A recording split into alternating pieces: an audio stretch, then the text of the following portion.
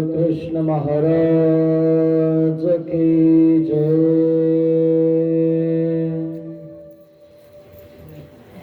लीलांचे चिंतन घडावे,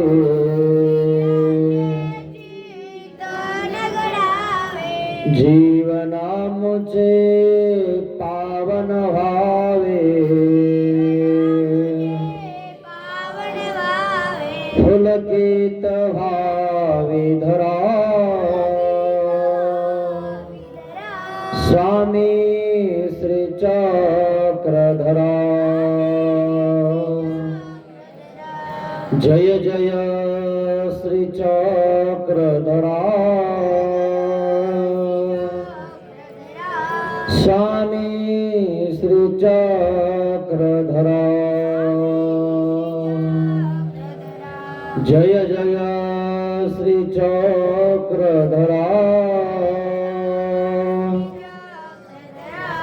स्वामी श्री चक्रधरा। श्री गोपाल कृष्ण महाराज की जय। दंडवत हो।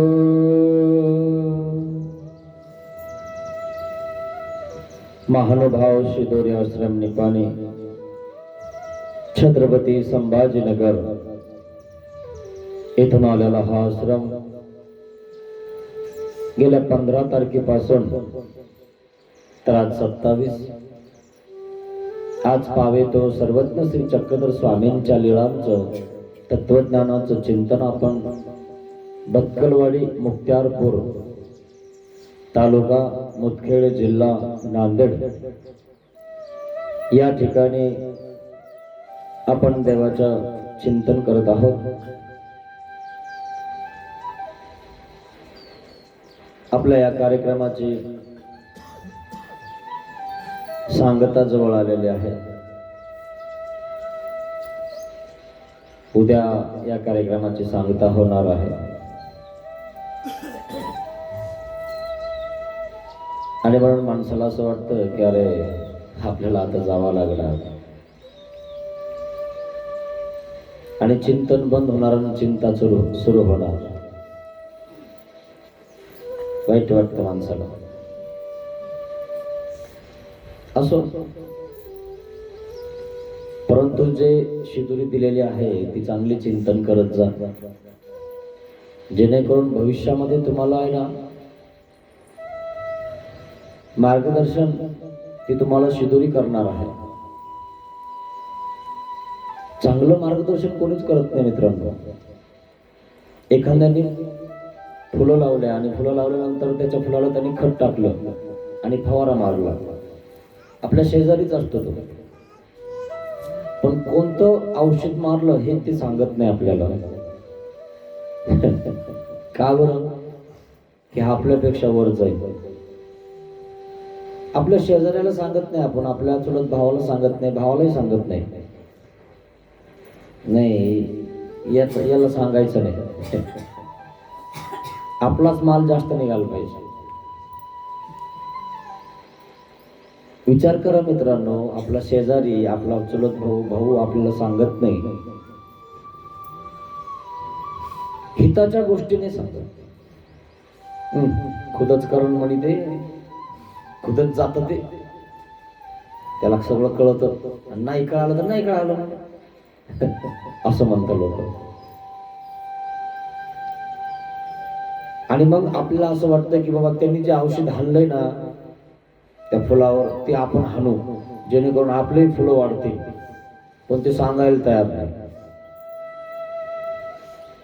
आणि मग आपण काही ना काहीतरी करून त्याच्या शेतात जाऊन, त्याच्या बांधाला जाऊन त्यांनी ती पुडी फेकून दिलेली असेल, मग ती पुडी कोणती होती ते आपण घेतो आणि मग पुन्हा ती दुकानावर येतो आणि मग ती औषध आणतो आणि पुन्हा हाणतो.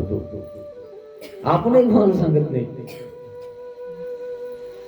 मग ते शेजारी म्हणतो याची फुलं इतकेच निघू राहिले. खरे ना, असा प्रकार आहे. हिताच्या गोष्टी सांगणारा तुमच्याला गुरु आहे, संत आहे. बाकी लोक तुमच्या हिताच्या गोष्टी सांगत नाहीत मित्रांनो. तुम्हाला हे चिंतक गुरु आणि संत, संतांनी जीवन तुमच्यासाठी अर्पण केलेलं असतं मित्रांनो, की तुम्ही चुकू नये, तुम्हाला कोणी फसू नये, आणि म्हणून ते तुम्हाला मार्गदर्शन करत असतात. पण बरेच लोक फसून जातात. कोणाला हात दाखवतील, कोणाचं भविष्य बघतील, कोणाचं पारायण करतील, काही ना काहीतरी कुठेतरी फसतोच माणूस. नाही बाबा आमच्या वेळेनं देवाचा कपडा जळाला, मग कपडा जळाला तुम्हाला वाटतं अपशकुन झाला, आणि मग बाबा सांगतो आता चांगला अपशकुन झालाय, चांगली शिकार सापडली. आता साहजिक आहे, तुम्ही दिवा जवळ ठेवला, लागला कपड्याला, ते काय अपशकुन आहे का? नाही. पण मग देवपूजा कसं काय जळाली? तुमच्या डोक्यामध्ये काय असतं? कचरा. आणि त्या कचऱ्याला पेटून द्यायचं काम असं आहे. पण अंधश्रद्धेला बळी जायचं नाही मित्रांनो. उलट त्यांना सांगावं केव्हा दिवा कामापुरता लावत जा आणि जवळ ठेवत जाऊ नका, लांब ठेवत जा. असं काही अपशकुन वगैरे काही नाही. पण ठीक आहे, 4-5 साधू जीव घाला, काही हरकत नाही. साधूंच्या मुखात जातंय ना काहीतरी करून, ठीक आहे. पण मग काहीतरी भीती दाखवायची, अपशकुन झालाय आणि मग आम्हाला 11,000 रुपये पूजा करा. हा स्वार्थ माणसाच्या लक्षात येतो मित्रांनो. आज नाही आला ना, केव्हा तरी लक्षात येतो. म्हणून अशा साध्या भोळ्या लोकांना संत मार्गदर्शन करत असतात. त्यांना वारंवार त्या ठिकाणी अनिष्टापासून वाचवत असतात. असे संत मित्रांनो. परंतु काही लोक तिच्यामधून बाजूला सरकतात आणि त्यांच्या परीने करायला लागतात, ते फसतात. आणि अनुभव येतो माणसाला, आणि मग अनुभव आल्यावर माणसाला कळतं की नाही गड्या आपलं चुकलंच होतं बरं का. जेव्हा आपली चूक झाली ना तेव्हा मान्य करायचं मित्रांनो. काही लहानपणा होत नाही. मान्य केली पाहिजे, देवाला माफी मागितली पाहिजे की माझं चुकलंय देवा. आपण म्हणत नाही घरी जाऊ दे बाबा मला काही लक्षात नाही आलं एवढं. चूक मान्य केली की परमेश्वर तुम्हाला क्षमा करतो. तुम्ही चूक मान्य नाही करणार तर देव क्षमा करत नाही. कधी ध्यानात ठेवा आणि कधी नम्र राहायचा.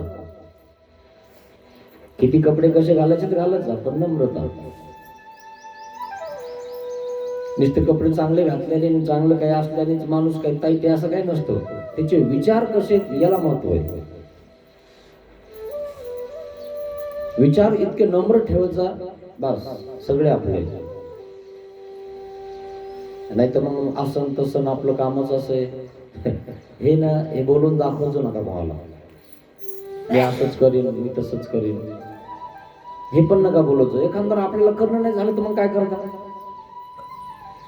आपण शेतकरी माणसं एवढे थोडेच काही एखाद्याची मुंडी मोडून आपण आणणार आहे की एखादं कोटी, हे की नाही? आणि तसं तर आपल्याला करायचंच नाही. म्हणून आपला देवधर्म शांततेत करत जा, काही घाई करत जाऊ नका. आपलं जेवढं आथरणं तेवढं पाय पसरायचे, जास्त दाखवायची गरज नाही.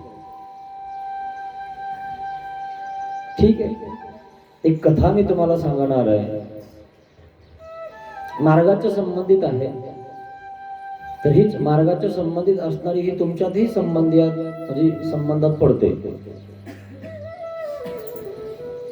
कारण आपल्या घरी यावरून पण विवाद निर्माण होतात आणि ते झाले नाही पाहिजे. पण एखादा व्यक्ती एखादं काम करून टाकतो घरात, खिशातले पैसे काढून घेतो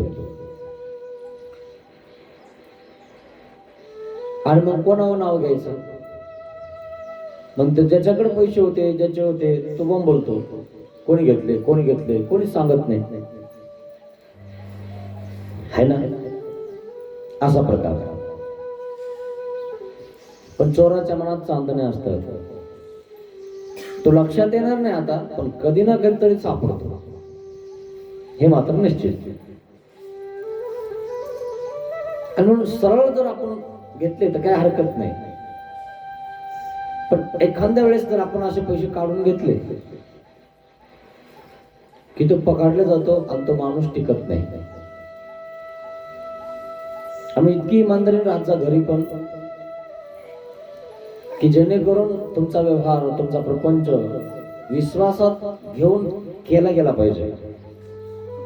नाही तर पतीचा पत्नीवर विश्वास नाही आणि पत्नीचा पतीवर विश्वास नाही, पोरावर नाही, पोरांचा आई वडिलावर नाही, मग जगता कसं तरी तुम्ही, है ना? धाक धूक कस करू कस नाही असं जीवन आहे.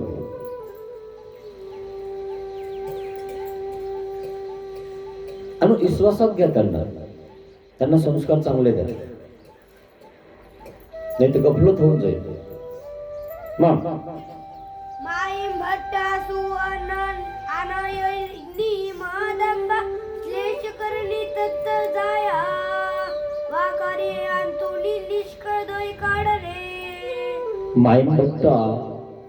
माईमभट्टाकडे सगळा व्यापार होता देवाचा, आणि मार्गाचे सगळे पैसे पंक्तीचे कशाचे हे कोणाकडे असायचे? माईमभट्टाकडे असायचे. मग आता ते विसर बरोबर ठेवत होते. मग अशा वेळेस काय झालं, त्यांच्या पत्नीनं पण संन्यास घेतला होता. तिला वाटलं माईमभट्टाला काय मेळ लागतो, तिला तिच्यातून काही पैसे काढून घेतले.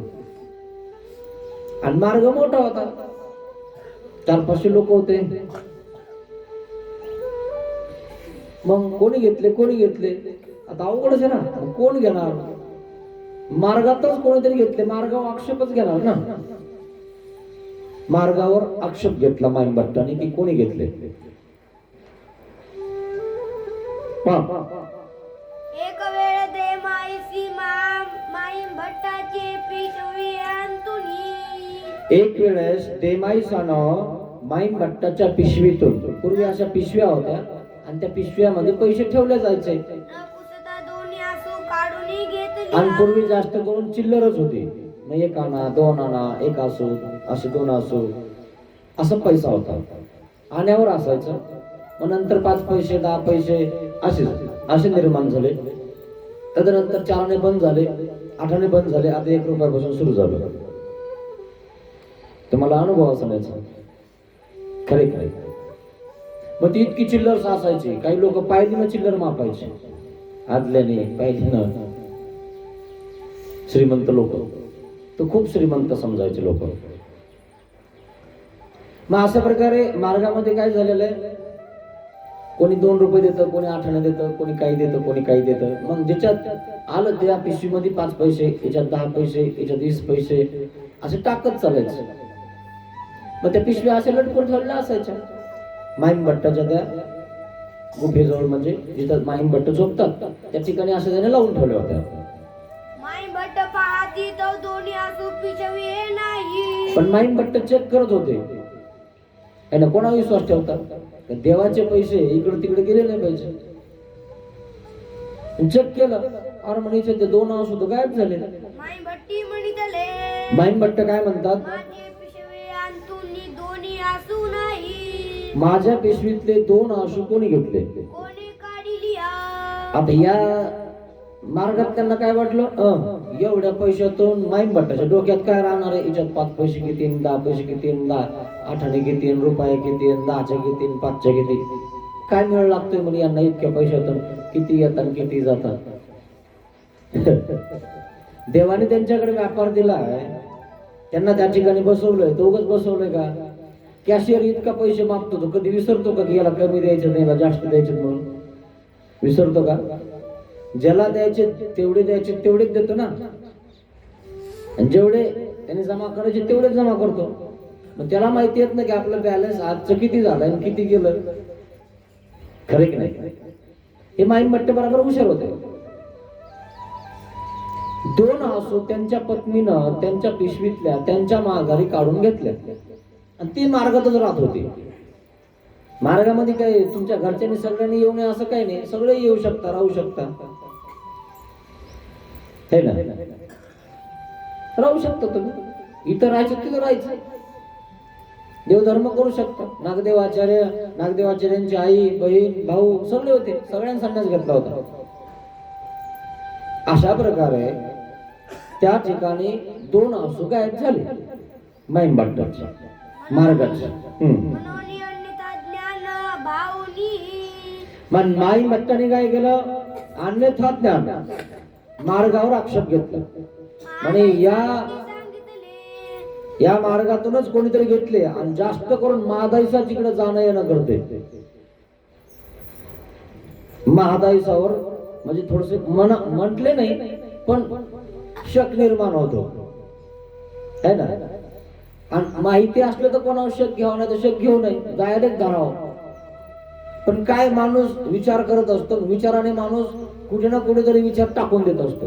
नाही हिचंच काम दिसते, नाही हिचंच दिसतं, नाही तिचंच दिसतं, नाही तीच, नाही ती नाही हात लावणार म्हणे. पाहिलं का? असा प्रकार होऊन जातो. तुम्ही पण विचार करा, कोणी उचलले असते हे तुम्हाला लगेच कळतं कोणाचं वागणं कसं आहे. तुम्ही त्याच्या वागण्यावरून, उठण्यावरून, बोलण्यावरून, चालण्यावरून त्या माणसाला ओळखता की नाही त्याचं काही खरं नाही, असं तुम्ही सरळ बोलता.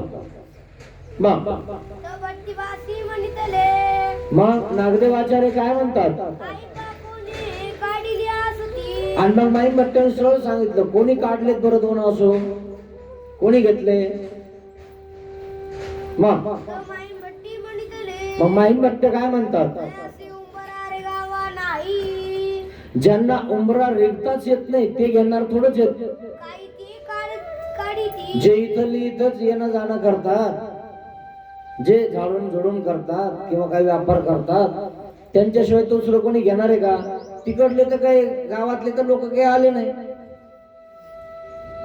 आपलेच आहेत. मग जे उंबरा रिकतात त्यांनीच घेतले, कारण या पिशवीतून नेले म्हणल्यावर कोण नेले? मग माईन भट्ट काय म्हणतात? कोण्यातरी वडील यांनीच काढून घेतले. मग हेतू कोणावर आहे? महादाईसावर. हिनं तर नसलं घेतले, पण म्हणता येत नाही. पण आक्षेप तर घेतला, कोणी घेतले. त्या ठिकाणी मार्गामध्ये अशी चर्चा चालू झाली आणि तिथं बसलेले आहे.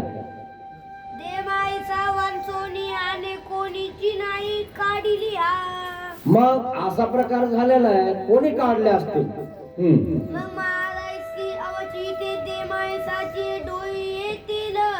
आता महादाईसाने विचार केला की माहीन भट्ट आपल्यावर आक्षेप करताय म्हणजे आपल्याकडे बघत आहे.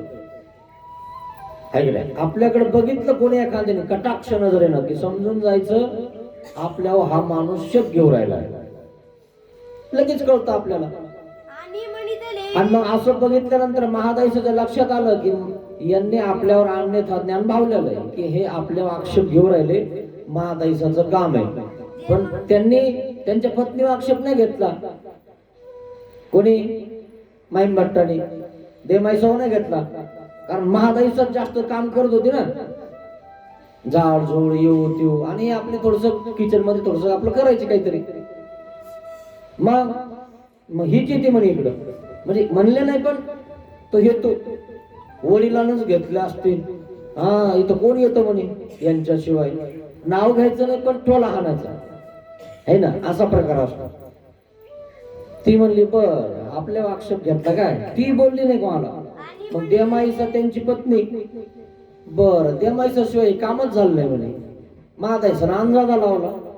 बर मग महादाईसानं काय केलं? देमाईसा अरे तुला नाव घालते ना मी, नाव घालते म्हणल्यानंतर ती फुगली.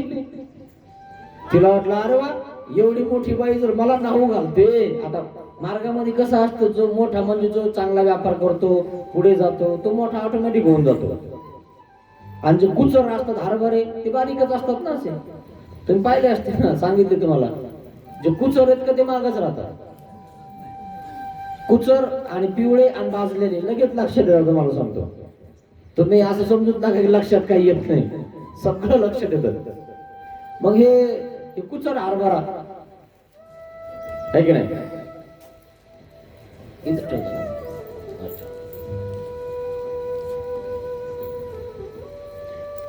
असा प्रकार झाला का? मग महादाईसा काय म्हटली, बाई देमाईसा तुझ्या केस किती हे झाले, तर काही फणीगिनी चालाना, काही होईना, सर एखाद गुतडा झालाय. आणि किती दिवस झाले म्हणे तू नाव घातलं नाही, तुला म्हणजे किती हे हो राहिले म्हणे, जरा तुला नाव घालते, मोकळं करते म्हणे सगळं आहे ना. मग ना आपलं खोबऱ्याची वाटी आणली, एवढी खोबऱ्याची वाटी, तेल खोबऱ्याचं, मग ते असं धरायचं ना, आधी त्याच्या डोक्यात टाकायचं ना, असं असं हलवायचं, मालिश करता म्हणतो त्याला. मग ते असं टाकता आधी, नाव घालायच्या आधी असतं ते आता बंद झालंय. या बायांना आता काही कळणं झालंय. पूर्वीच्या बायांना माहित होतं नाव कसं घालायचं. हे आताच्या बाया वरतून शॉवर लावता, करा आंघोळी, कोणी काही त्याच्यात मजा नाही आहे ना. मग ते पूर्वी काय होतं, तेल वगैरे असं लावायचं, मालिश करायची. आता ती खूप झाली ना देवबाईचा. अरे वा, एवढी बाई जर माझ्या समजा नाव घालते मला, मोठे बाई जर आली आपली पाठ सोडायला, तर आपल्याला बरं वाटतं की नाही, आहे ना. तसं झालं ते. मग हिनं सहज विचारलं, आहे ना, बरं आहे ना सगळं व्यवस्थित आहे ना, हो म्हणे. मग आणि ते आता तिची ते चोळी, ते साडी आहे ना, त्यात थोडस बाजूला करावंच लागेल ना. मग पूर्वी पैसे ठेवायला काय होतं माहितीये का, गाठी, म्हणजे अशा गाठीत बांधून ठेवायची चोळीमध्ये किंवा मग आपल्या लुगड्यामध्ये. त्या खूप मोठ्या बायांनाच पिशव्या असायच्या, या बायांना पिशव्या नसायच्या. हा, पिशव्यात काय यांच्या चोळी, यांच्या पिशव्या काय नाही. मग बराबर त्या ठिकाणी महादाई संती बघितली. मग त्या करवी अंगीची चोळी काढविली. मग आता अंगीची चोळी काढून घेतली ती. अंग उठिले, अंग गिंग वस्तू उठून काढलं, उठणं गिटणं लावून मस्त. उमाईचा करवी पाणी सरविले, उमाई सर सांगितलं पाणी ठेव, इसान ठेव. नानविले, इथं चालू आहे म्हणे हिचं आंघोळ, नाव घालून मी हिला, तू तिकडं पाणी गरम कर. एक बाई पाणी गरम करायलाच असते, तिकडे मजा यायची हो. ते बंद झालं. नाहू ज्या दिवशी घालायचंय का, त्या दिवशी बाई शेतात येत नव्हती. आज नाव करायचं म्हण मला, शेतातच नाही. तेव्हा आपण चोळीचे वाखोरे पाहिले, चोळी सोडून बघितली वाखोरा त्या दोडी आणि त्या चोळीमध्ये 2 आसू निघाल्या. म्हणे ह्या तर 2 माहिमट्टाच्याच आसू आहेत. त्या मागुतिया तैसियाची त्या पुन्हा तशाच बांधून ठेवल्या, कारण बारीक नाही झाली पाहिजे. माणूस बारीक होतो मित्रांनो. पुन्हा त्याला जर आपण डायरेक्ट धरलं समजा असं, त्याला पुन्हा बोलायला चान्स नाही, यायलाही चान्स नाही. म्हणजे तो इतका बारीक होऊन जाईल की तो तुमच्या जवळ आला की असा करेल आणि तुम्ही असंच करणार. त्याच्यामुळं एखाद्याला असं लगेच बारीक नका करत जाऊ, राहू द्या त्याला, येऊ द्या जाऊ द्या, है की नाही. तसं काही होत नाही, काही करू शकत नाही तो. 10-20 रुपयाचं काही एवढा विशेष भाव नाही, आहे ना. लोक 1000 रुपये रोजाने भेटत नाही, खाऊ द्या ना 10-20 रुपये, जाऊ द्या, काय एवढं विशेष आहे त्याच्यामध्ये, आहे ना. पण मग त्याच्या लक्षात येणं असं करून द्यावं, आणि मग तो घाबरला पाहिजे, नंतर त्याने सोडलं पाहिजे. असं करायचं जेणेकरून तो बारीक बी झाला नाही पाहिजे आणि त्याचं काम तर सुटलं पाहिजे. आणि चोळी घेऊन माई भट्टा पाशी आली. मग त्याचे गाठी बांधलेल्या होत्या आणि म्हणे मी कपडे धुवून काढते तू यावले. कोण महादाईचा कपडे धुते म्हणे, तू तुला नाऊ घालते, तू टेन्शनच घेऊ नको, तू इथून बसून राह. आणि एकदा नाऊ घाल बसल्यावर ते तेल आणि ते लावल्यावर तिला ते कपड्याकडे बघता येतं का, ते कपडे घेऊन जाते ती दुसरी बाई कपडे धुवायला, तिकडे वेजू घालायला. मग तिच्यात काय काय नाही, हिचं पुढे लक्ष एवढं तिच्यातच मग्न झाली. माताईचं बरोबर माई भट्टाकडे घेऊन गेले म्हणे, बघा चोळी आणि म्हणितले, तुमच्या या घ्या हा तुमचे आसू. या बघा तुमच्या आसू घ्या, तुमची ब्राह्मणीचे वाखोरा हाती. तुमचीच ब्राह्मणी होती म्हणे आणि तिनंच बांधून ठेवले. म्हणून ही चोळी माई भट्टा पुढं टाकली. आणि म्हणून चोळी माईन भट्टा पुढे टाकली. तीच चोळी टाकली, नाही तर पुन्हा म्हणायचोय दुसरंच काही. आणि ही तर चोळी खरंच तिचीच चोळी आहे. बघा तुमची ब्राह्मणी कशी आहे. माई भट्ट पाहती तर वाखोरा दोन्ही आसू निघाली. सोडून बघितली गाठ, म्हणे ह्याच आहेत गड्या. उगाच आपण महादाईसाला बोललो म्हणजे आपण हा वडील माणसाशिवाय थोडंच घेतले, खरं की नाही. म्हणजे आक्षेप मार्गाव आक्षेप आणि निघाले यांच्याच ब्राह्मणी जवळ. त्या मागुत्या तैसियाची वाखोरा घातली. मग त्यांनी पण तशाच बांधून ठेवल्या. मग माई भट्ट्यानु ताप केला. माईन भट्टाने अनुताप केला. मग जाऊ द्या, पापी आहो आई. मी पापी आहो आई. आता माईन भट्ट हात जोडायला लागला महादाईसाला. म्हणून माई भट्ट महादैसाची आड पडिले. आड पडे पुढे दंडवत घातले की माझं चुकलं. काही मूर्ख लोक असे धरल्यावर सुद्धा कळाल्यावर सुद्धा दंडवत घालत नाही, प्रसव मोडत नाही. ते मूर्ख आहेत. आणि मूर्ख कधी वर जाते ना, खरंय की नाही. आणि त्यांच्यावर कसा कोणी विश्वास ठेवला हेच जीवाला कळत नाही की पैशाने माणूस मोठा नसतो, माणूस विश्वासाने मोठा असतो. आपल्यावर विश्वास टाकणं म्हणजे खूप मोठा विश्वास आहे मित्रांनो. हा माणूस खूप मोठा होऊन जातो.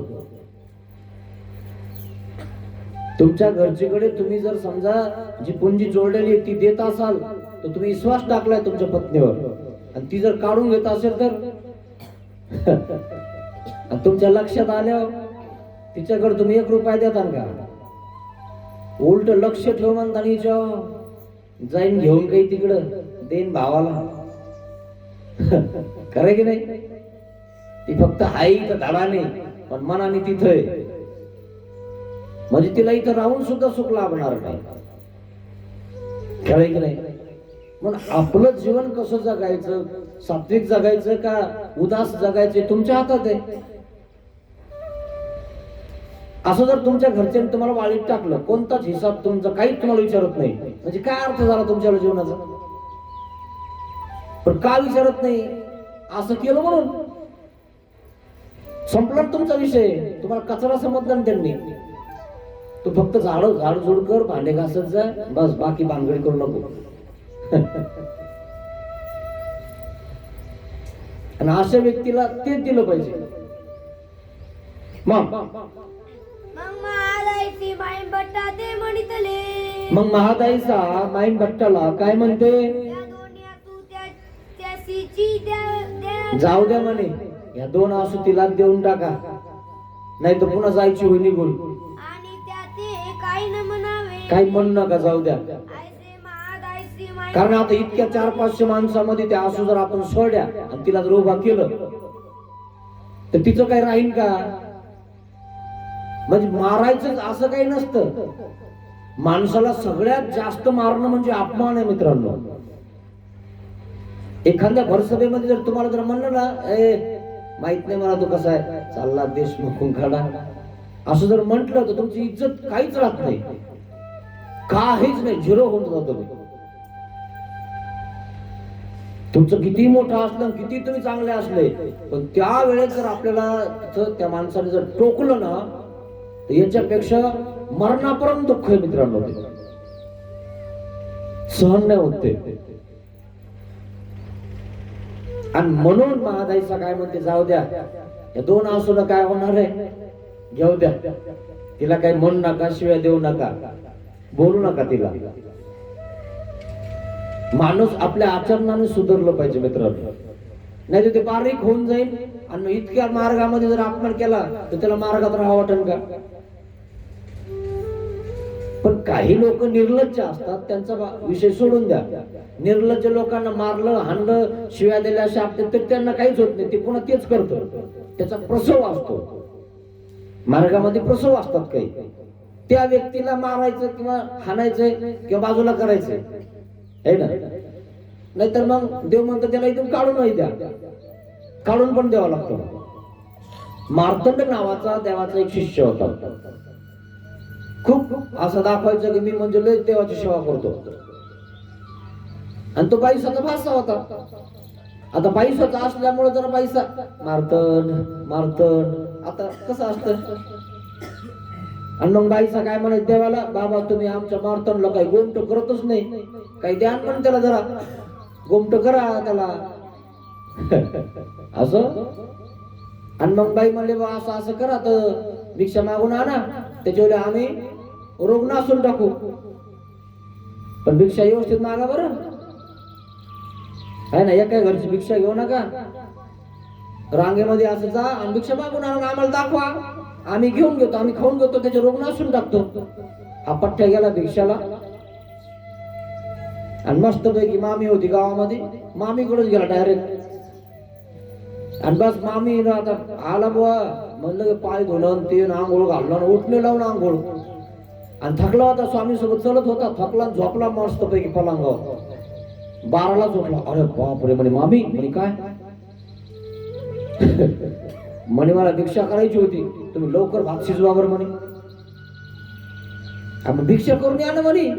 नाही नाही म्हणे कुठं भिक्षा मागता म्हणे, द्या म्हणे तुमच्या जवळच, लवकर जातो म्हणे देवाकडे. मामीच थोडं बांधून घेऊन गेला भात, आणि तो सारखाच भात देवाकडे गेले. म्हणे महाराज हे बघा भिक्षा मागून आणली बरं मी.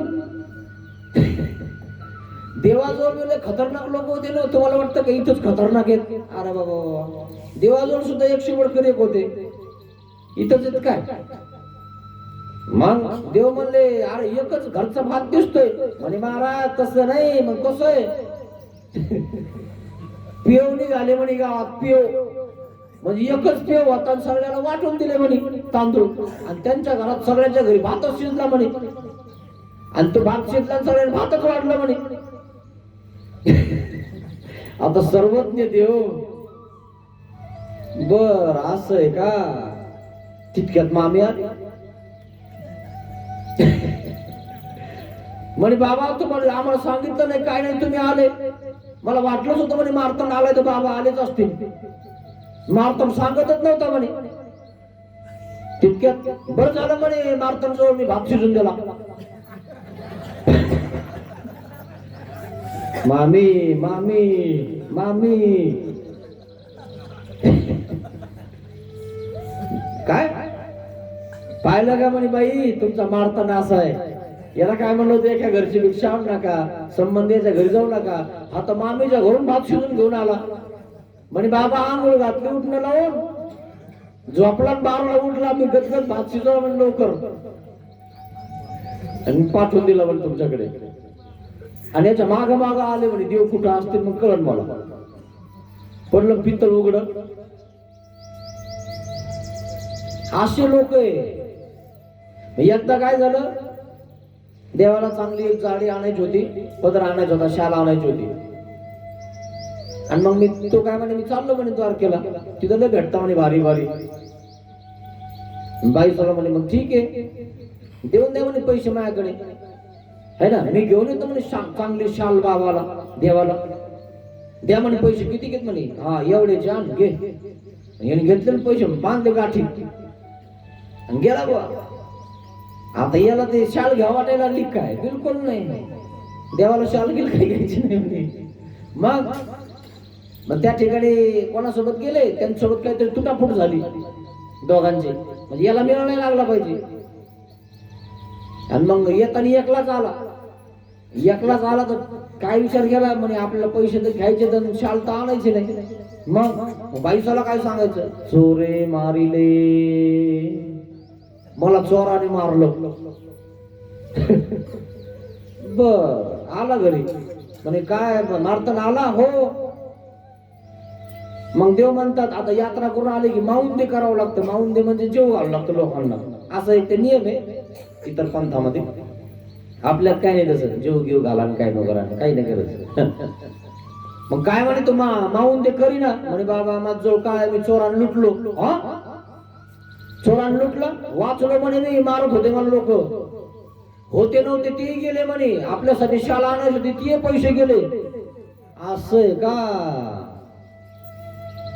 बाई साला बोलवलं म्हणे, बाई तुमचं मारत नागावला का दुसरंच काय केलं याने? बाबा म्हणे त्याला वाचला म्हणे, तो वाचला तेच बरं झालं म्हणे.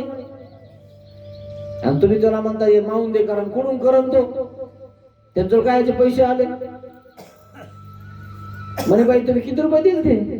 16 दाम दिले ते म्हणे. बाबा 16 दाम दिले सगळ्याला, सगळे एक जवळ याने वळ जवळ पुरले. बाबा काही म्हणता म्हणे तुम्ही, मा मारतन असा मा मारतन तसा, असं आहे का? बाबाला ऐका ना बाई, पाहिलं का असे खतरनाक काही लोक होते है ना. चोरी करायची तरी असं मेळ लागू द्यायचा नाही, पण देवाजवळ जमते का ना खरे? देवाला सोडलं नाही लोकांनी. तुम्हा आम्हाला तर ते असंच फिरवतात चुना लावूनच. खरं की नाही? असंच चुना लावता. ती आई एक आली रात्री असाच चुना लावला म्हणे बाबा आम्हाला. असं काही म्हणू नका.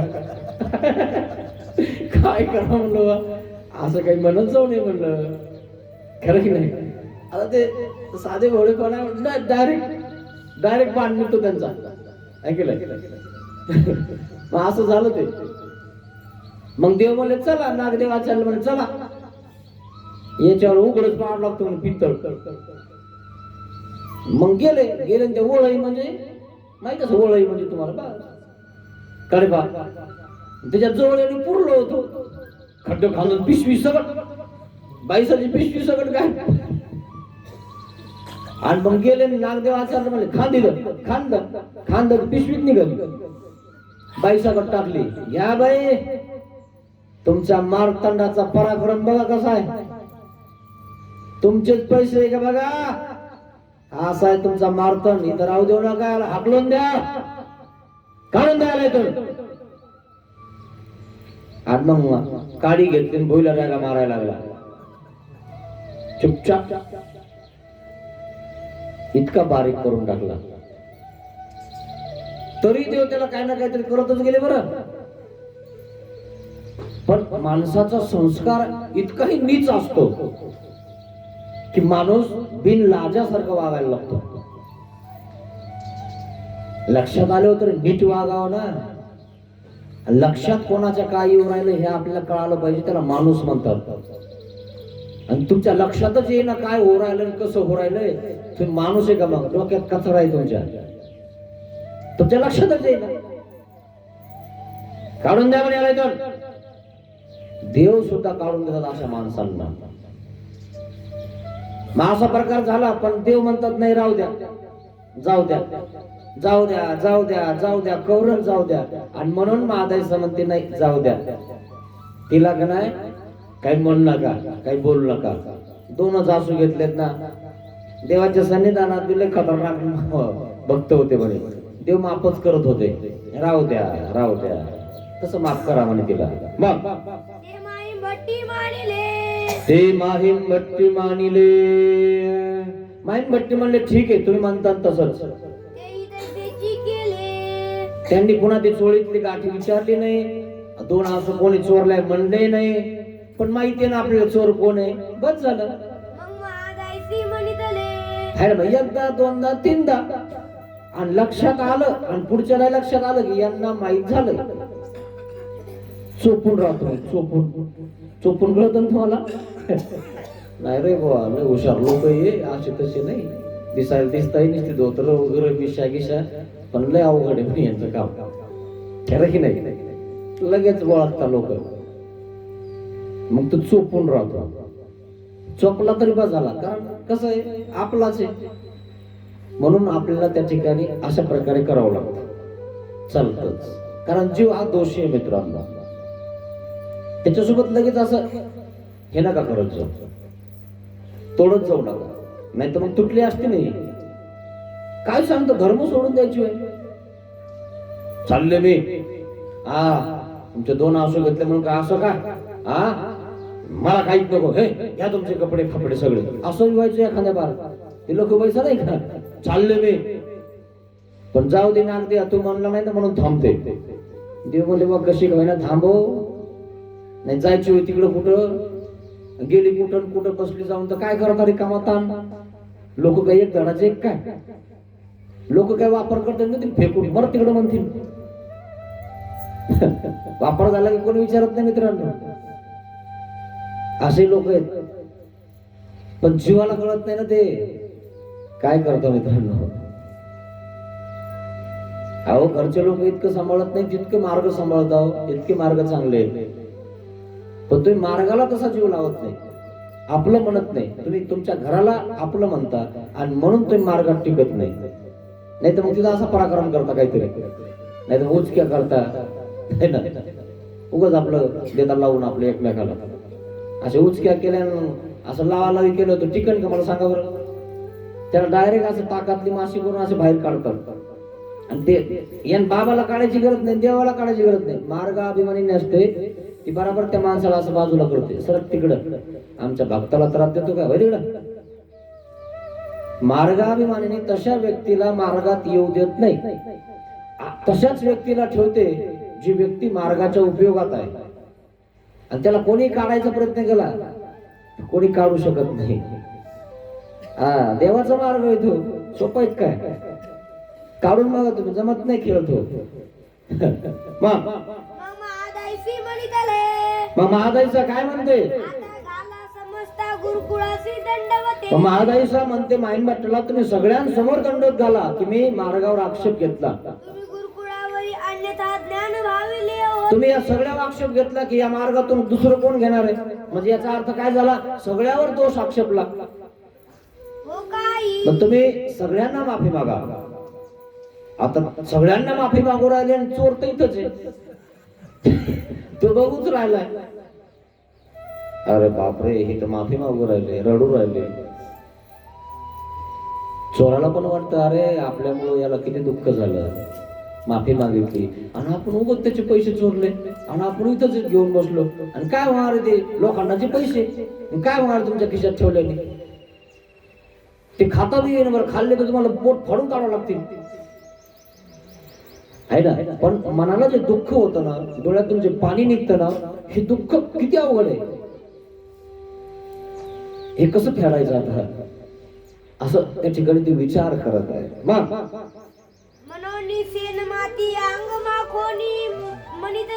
पुन्हा पाहिलं का, शेण माती सगळं लावून आले तिकडून आणि सगळ्या मार्गाच्या समोर उभा राहिले.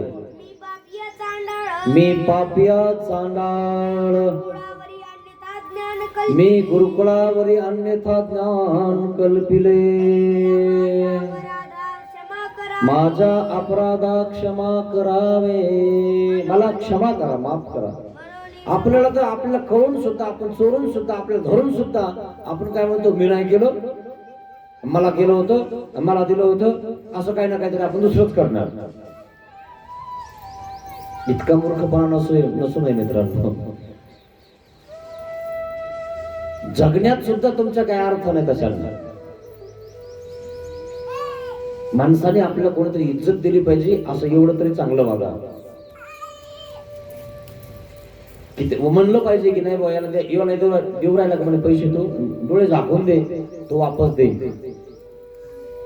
नाही तर याला देऊ राहिलाय तू बघ, कोणी मधात सुद्धा येत नाही. मधात पैसे देताना घेताना व्यवहार असतो, तू बघ रे भाऊ, त्याचं काही खरं नाही. खरंय की नाही, तो मुद्दलही देतो का नाही, असं लांबच राहिलं. अशा व्यक्तींना असे काहीच कसेच पैसे देत नाही लोक, आणि इकडे तिकडे फिरत राहतात आपलं कुत्र्यासारखं. कशामुळे झालं असं, थोडस तरी चांगला वागलास का,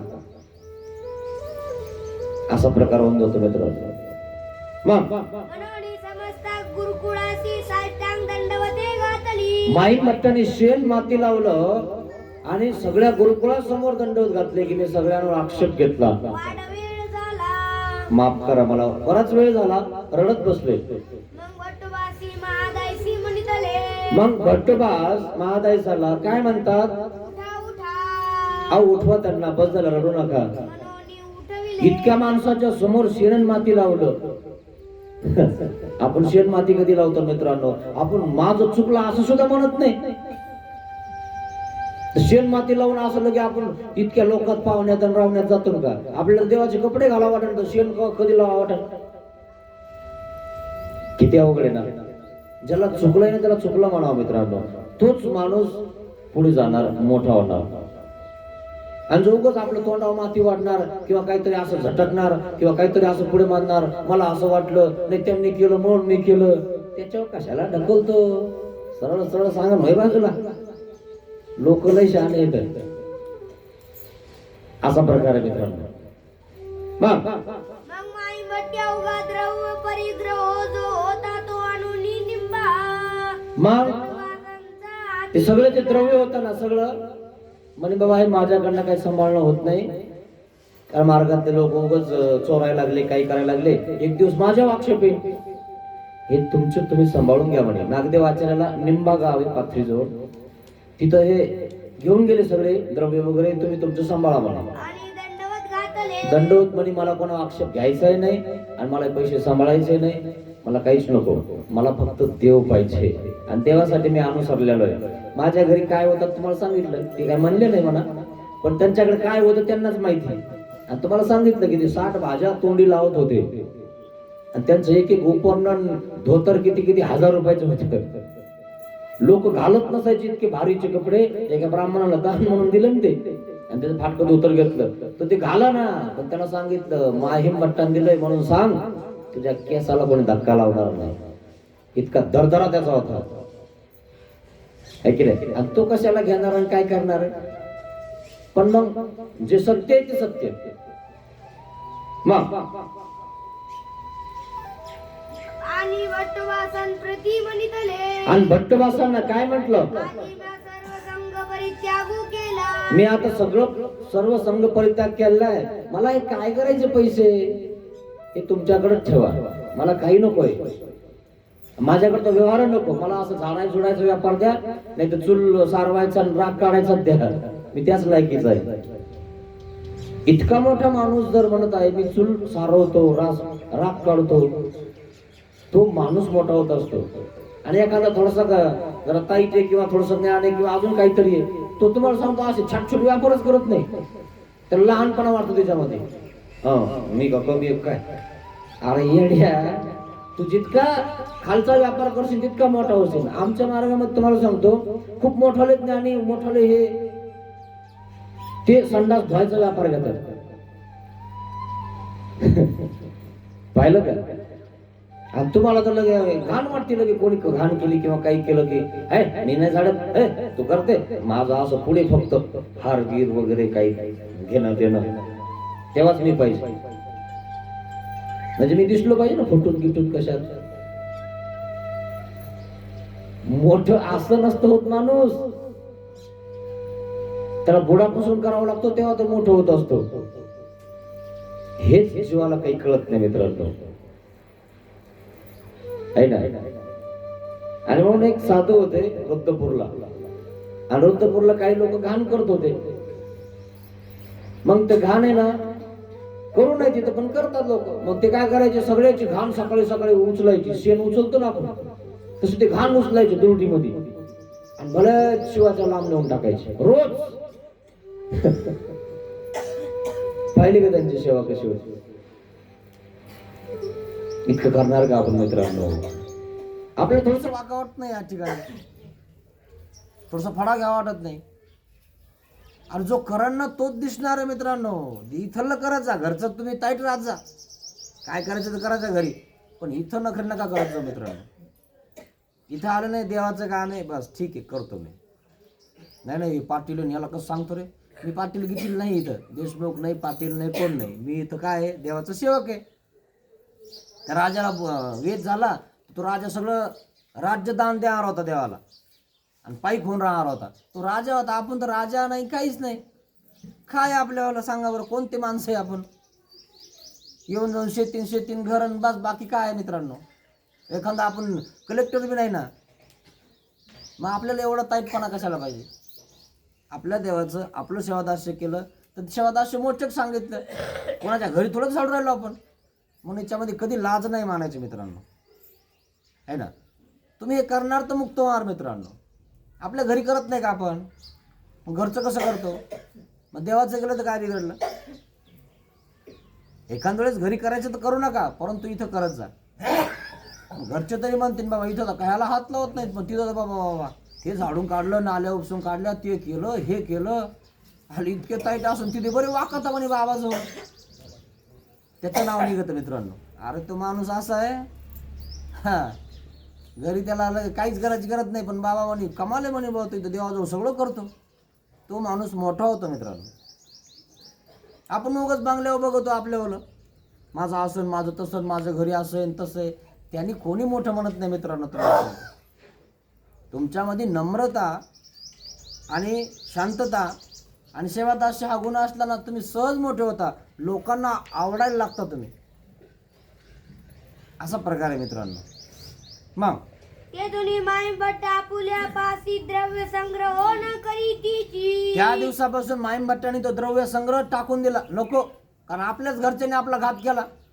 माझ्याच पत्नीनं मायावाले 2 आसू चोरले आणि मी लोक आळ घेऊन राहिलो, आणि लोकांना काय वाटलं, यांच्या पत्नीचं नाव नाही घेतलं. महादैसाला काय वाटलं, बरं मोहत बरं घेतलं तुम्ही नाव, म्हणजे झालं ना तसंच, ते मनात आलं ना तसं. आणि मग तो व्यापारच सोडून दिला माईंभट्टाने. नको मला काहीच. मग अंक नाही. अशा प्रकारे ही स्मृती आहे मित्रांनो. मार्गात राहत असताना कशा प्रकारे राहावं आणि कशा प्रकारे वर्तन करावं, आणि तिथं गेल्यानंतर आपण काय करावं. नाही तर मार्गात गेलं की आपण त्या ठिकाणी मस्त जेवायला बसतो, सगळं करतो, उचला बाबा पत्रवाळ्या. खरं की नाही? बाबानेच वाढायचं, बाबाच्या त्या साधवीने वाढायचं. हे उलटं होऊ राहिलं नाही. मार्गात गेल्यावर त्यांना सांगावं की बा आम्ही येतो, आम्ही स्वयंपाक करतो, तुम्हालाही जेव घालतो, है ना, आणि सगळं आम्ही भांडे गिंडे सगळं आम्हीच करू, तुमची आम्हाला सेवा द्या आजच्या दिवस, है की नाही. हे उचित आहे मित्रांनो. हे तुम्हालाच कळायला पाहिजे का नाही? का नाही तर मग आपण जेवायचं आणि लगेच झोपायचं. ते बिचारे पट्टी पण टाकून देत तुमच्यावाली, झोपा गादी उशी लगे, आणि घरची टाकून दे ना, तिकडे बघा असं तुमचं गोदड पुढे बघा नीट. ते घरी मिळणं नसतो आणि मार्गात गेलं इतका थाटा असतो मित्रांनो आपला, तरी आपण त्या ठिकाणी जेवण घेऊन गेलं, काय खरं आहे म्हणे यांचं. म्हणजे खाऊन पिऊन पुन्हा त्यांच्या उलटायचं. खरे खोटे मित्रांनो. तेच जर तुम्ही एखाद्या लॉजवर किंवा कुठं एखाद्या हॉटेलवर थांबले असते तर झोपायचे 500 रुपये लागले असते, खायचे 500 लागले असते. म्हणजे याचा विचार तुम्ही असा थोडासा विचार करत जा थोडासा, की मार्ग आपल्यासाठी किती चांगले आहेत. मग मार्गात गेलो आपण सेवादास्य केलं पाहिजे, आणि सेवादास्य केल्यानंतर आपला फायदा आहे ना, आणि पुन्हा त्यांनाही बरं वाटतं ना की बाबा किती चांगला माणूस आहे, इतके श्रीमंत आहेत पण पहा ना इथं झाडून काढलं, मंदिर झाडलं, कचरा भरला. त्या बाबाला सुद्धा असं वाटतं किंवा त्या साधकांना सुद्धा असं वाटतं. खरंच हे अभिमानी नाही आहेत बरं का, बिलकुल अभिमान नाही यांच्यामध्ये. आणि त्या ठिकाणी तो माणूस मोठा होऊन जातो, त्याला मोठा मानायची गरजच नाही. असा प्रकार आहे मित्रांनो. आणि म्हणून वर्तन आपलं कधी सेवादास्याचं नम्रतेचं ठेवा मित्रांनो. किती चांगलं राहायला काय असं नका नाही कोणाचं. चांगलं नाही राहिलं आणि असं बदल राहिले त्याला वैराग्य म्हणतात काय? तसं नाही काही. ते माणसाचं आतून वैराग्य पाहिजे. कोणी शिवाय दिल्या काही हरकत नाही, कोणी वाईट म्हणलं काही हरकत नाही, कोणी काही म्हणतं काही हरकत नाही, पण आपण नम्रच राहायचं. मग अशा व्यक्तीला लोक बोलत नाहीत. आणि बोललंही समजा कोणी तर दुसरे काय म्हणणार, त्या गरीबाच्या मागा लागतो का रे, नखरे करतो का रे, तू यातला येतं ना शेरासोबत बोल ना. ते दुसरं अंगावर ओढून घेतो. तुम्हाला काहीच करायची गरज नाही. तुम्हाला सांगतो ते अंगावर त्याच्या गेलं, पण हे दुसरंच काय म्हणतो, इकडे ये, त्याला काय बोलतो रे तू. ते बिचारा देव धर्म करतं, झाडझूड करतो, तू त्यालाच लागला का बोलायला, बरं ये ना इकडे तुला दाखवतो तू काय करतो मी काय करतो, लागला म्हणायला त्याला. असा प्रकार होतो. कारण काही लोकांना सवच असते आपलं असं मागं हात करायचं आणि लोकच कोणाला तर नाव ठेवायचं. असं करू नये मित्रांनो. हे देवाचं काम आहे. तुम्हीही करावं, त्यांनी करावं, सगळ्यांनी करावं. सगळे मिळून करावं. बरं त्यांनी नाही केलं तरी आपल्याला काय घेणं, सेवा दास्य मोचक, आपल्याला मुक्त व्हायचं ना. त्यांचं ते बघत बसतील तिकडे, जात तिकडे. नाही नाही तू वाकला नाही, नका वाकणं, आपल्याला काय घेणं. तो नाही वाकला तर फायदा कोणाचा आहे, आपल्याला. आपल्याला सेवा दास्य भेटलं की नाही हे आपल्याला कळायला पाहिजे मित्रांनो. जो करेल ना तो पुढे जाईल मित्रांनो. कराल तर होईल किंगा, असं केलं तर होतं मित्रांनो. आणि म्हणून आपल्या घरी दारी मार्गात साधू संतांसोबत गेले ना तर अशा प्रकारे वर्तन करत जा, नम्रतेचं वर्तन करत जा, जेणेकरून तुम्हाला साधू सुद्धा चांगलं म्हणतील. नाही त्या घरी गेलो ना मी, खरंच माणूस आहे. अहो अरे बाप इतकं श्रीमंतोय, पण गेलं की लगेच बाबा या बसा, स्वतः पट्टी टाकणं, झोपायला देणं, जेवण वाढणं, बाबा हे देऊ का, ते करू का, हे खायला देऊ का, ते खायला देऊ. खरंच किती भाविक आहे ना. नाही तर श्रीमंत लोक तुम्हाला सांगतात साध्या सुद्धा माणसाला विचारतच नाही. त्याच्या घरी कोणी जात नाही मित्रांनो.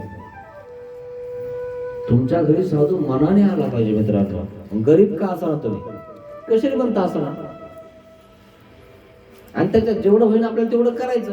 भोजन असेल काही असेल है ना, जेवढं आपल्याकडे आहे तेवढं द्यावं. कारण पुन्हा पुन्हा कोण कोणाकडे येतं मित्रांनो, काय सांगता कधी हा पाण्याचा बडबडा त्या ठिकाणी मावळून जाईल आणि काय सोबत येणार आहे. कमसे कम तो तर आपल्याला बोलायला येतो, कसं चालू आहे, काय पाटील बरं आहे का. ज्यांच्यासाठी आपण केलं ते तर आपल्याला विचारायला तयार नाही. असा प्रकार होऊन जातो मित्रांनो.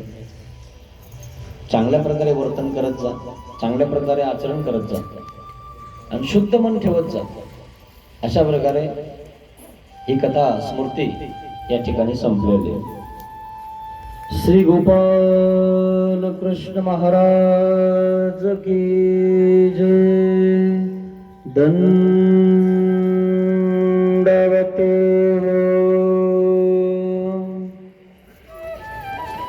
नाश्त्यावाले आलेत का?